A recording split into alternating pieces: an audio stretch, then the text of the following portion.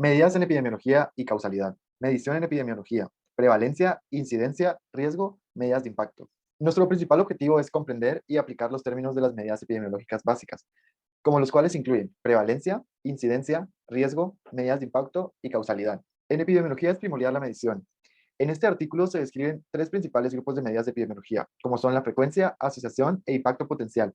También se dan ejemplos y se indica cómo deben calcularse. En general, es importante considerar que la pertinencia de calcular las medidas de frecuencia, de asociación y de impacto potencial dependen del diseño de estudio. La epidemiología tiene diferentes definiciones y una de las más conocidas es la siguiente. Se dice que la epidemiología es la rama de la medicina que estudia la distribución de las enfermedades en la población y sus determinantes. En esta definición se señala toda su metodología por una parte. También se describe la distribución de la enfermedad en la población mediante el estudio de la incidencia, que habla acerca de los estudios epidemiológicos y establece cómo se distribuye. Antes del estudio de la distribución de las enfermedades en la población, debe conocerse que existe una razón, una proporción y una tasa. La razón está integrada por dos componentes, siendo estos A y B. El numerador no está incluido en el denominador. Con la proporción tiene dos componentes, A diagonal A más B, donde el numerador está incluido en el denominador. Y en la tasa tiene tres componentes, que sería A diagonal A más B por T, que sería el tiempo. Medidas de frecuencia.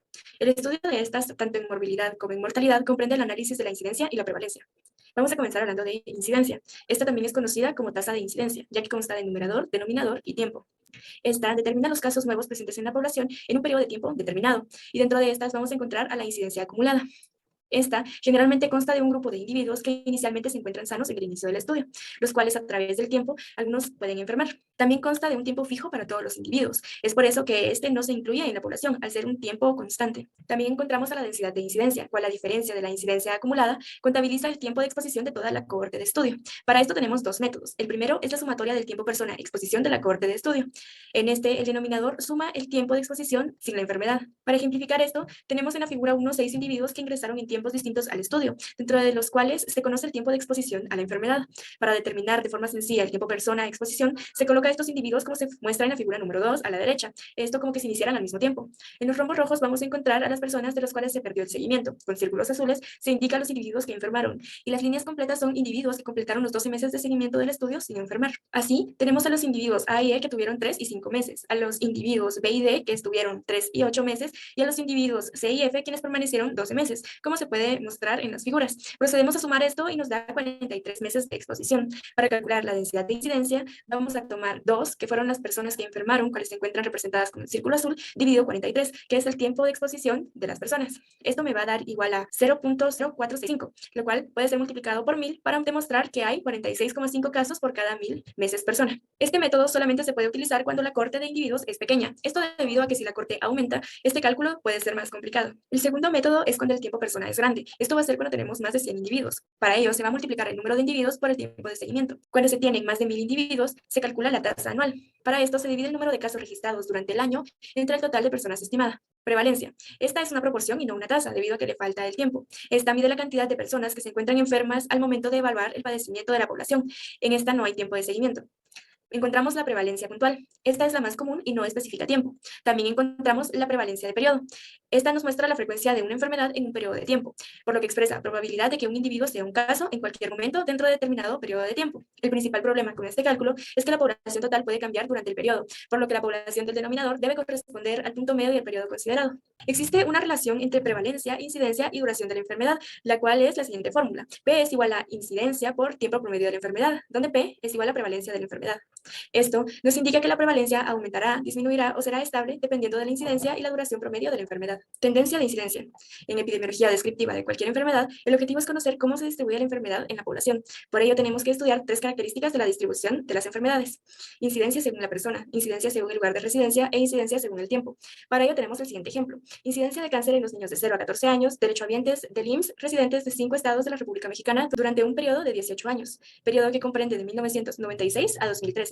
En este ejemplo decimos que el periodo de 1996 a 2013 tuvimos una tendencia de casos en aumento, sin poder afirmar que el riesgo de desarrollar la enfermedad ha aumentado en la población, ya que para ello debe calcularse la tasa de incidencia.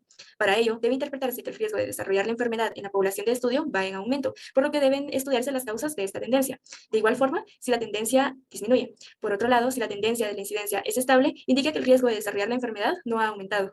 Para ello tenemos la tasa de incidencia ordinaria. Esta calcula la tendencia de una enfermedad en base a un registro del número de casos que se presentan en la población cada año y se calcula dividiendo el número de casos en un año específico entre la población estimada al 30 de julio del año en estudio. Se escoge esta fecha debido a que generalmente la estimación de población se realiza el 30 de julio de cada año en curso. Así pues, de esta forma se obtendrá el numerador de la tasa anual, el cual se dividirá en la población de riesgo para cada año de estudio. Entonces, si estamos analizando el periodo de 1996 a 2013, la incidencia para cada año será el número de casos registrados por cada año entre la población estimada para este año. Para conocer la incidencia promedio en este periodo de tiempo, se deberá sumar el número de casos registrados durante el periodo de 18 años. Si la población ha sido estable, el denominador lo conformará la población estimada para el primer año de estudio, 1996, y este se multiplicará por 18. Si la población no ha sido estable, este se deberá sumar a las poblaciones registradas o estimadas para los años del periodo, en este caso para cada uno de los 18 años. Medidas de asociación. Se obtienen estudios transversales analíticos, con el objetivo de conocer la prevalencia de enfermedades y buscar factores de riesgos asociados a ellas, de manera exploratoria, pues no se tiene total certeza de cuándo se inició la exposición a estos factores asociados. Una de estas medidas es la razón de prevalencia, y esta se obtiene cuando la enfermedad que se estudia tiene un periodo de desarrollo o exposición conocido, como lo sería en enfermedades infecciosas. Este se obtiene a partir de esta fórmula, en donde dividimos a los enfermos expuestos al factor de estudio dentro del total de expuestos a este factor, y a su vez a los enfermos no expuestos al factor dentro del total de no expuestos a este factor, y estos dividiéndose simultáneamente. La razón de momios de la prevalencia. Esta se obtiene cuando la enfermedad que se estudia no tiene o se desconoce su periodo de exposición para producir la enfermedad, como es en ciertas enfermedades crónicas. También está la razón de momios, conocida también como odds ratio. Estos se ocupan diseños de casos y controles, en donde los individuos enfermos se comparan con individuos no enfermos o de sujetos sin la enfermedad investigada.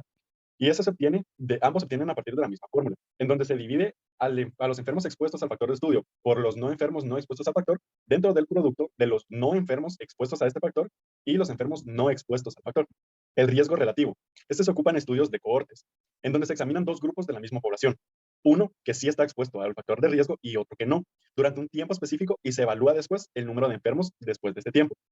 Aquí tenemos a la estimación de la razón de riesgos, que se obtiene al dividir a los enfermos expuestos al factor de estudio dentro del total de expuestos a este factor y a los enfermos no expuestos al factor dividido el total de no expuestos a este factor, y esto dividido simultáneamente. La estimación de la razón de tasas. Aquí ocupamos a los enfermos expuestos al factor de estudio dividido el tiempo, persona, exposición, y de igual manera a los enfermos no expuestos al factor también dividido dentro del tiempo y persona, exposición, y estos dividiéndose simultáneamente. Las medidas de impacto potencial. Estas evalúan la efectividad de las acciones realizadas por el personal de salud en el control de las enfermedades e indican cuánta proporción de enfermedad puede evitarse al quitar el o los factores involucrados en la causalidad de la enfermedad. Aquí podemos encontrar al riesgo atribuible o diferencia de riesgos, y el resultado de este será la proporción de enfermedad que se puede disminuir al eliminar el factor de riesgo, y se obtiene mediante la siguiente ecuación, en donde se dividen los enfermos expuestos al factor de estudio entre el total de expuestos al factor, y se le resta a los enfermos no expuestos al factor dividido el total de no expuestos a este factor.